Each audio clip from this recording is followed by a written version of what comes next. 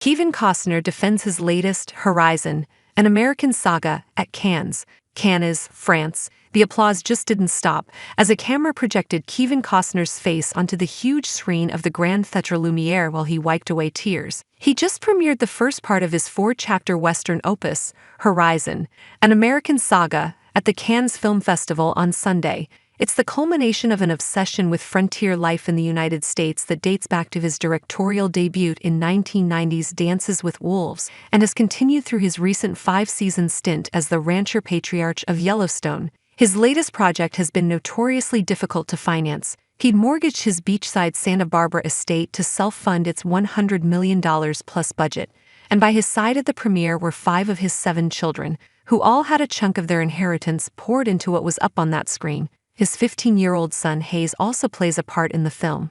"I'm sorry that you had to clap that long for me to understand that I should speak," said Costner, taking a microphone about 9 minutes into a standing ovation that had started as soon as the first credit rolled. "I'll never forget this, neither will my children," he said. "Movies aren't about their opening weekends, they're about their life and about how many times you're willing to share them." And he reiterated how lucky he felt. "There's 3 more, he said, pinching the skin between his eyebrows, as if he got a headache just thinking about it.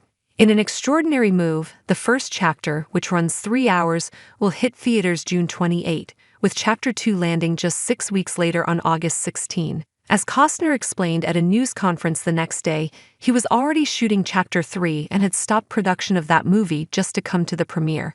And even though he was due back on set Monday, he delayed his flight just so he could give members of the international media 35 minutes of his time. His entire creative team had gone back to southern Utah ahead of him. The titular Horizon is the name of a western town that's really just a piece of land where a collection of, mostly white pioneers converge in the 1860s, lured by flyers promising land and a new start.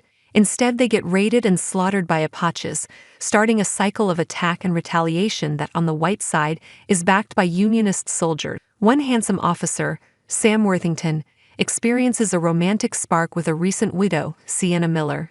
We spend time with a wagon train in which a reluctant de facto leader, Luke Wilson, is corralling tough ranch hands and a clueless European couple, and the gunslinger Costner plays at 69, of course winds up being irresistible to a prostitute played by Abby Lee, 36. Critics have been unkind, with the Daily Beast calling it a misogynistic, racist, retrograde mess, and others, like the Los Angeles Times and the Hollywood Reporter, taking issue with the fact that it feels like a TV show masquerading as cinema.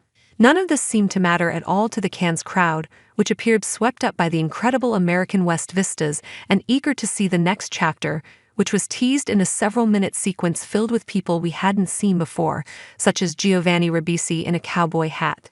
At the news conference, Costner explained that the many complicated storylines and threads that didn't seem anywhere close to being resolved were by design. "The movie is a journey, it's not a plot movie," he said. Instead, he wanted to create a kind of complex web that he felt reflected what the frontier was like, and that had been missing from Westerns in the past. "We have a tendency to think of Westerns as simple," he said. "They are not simple.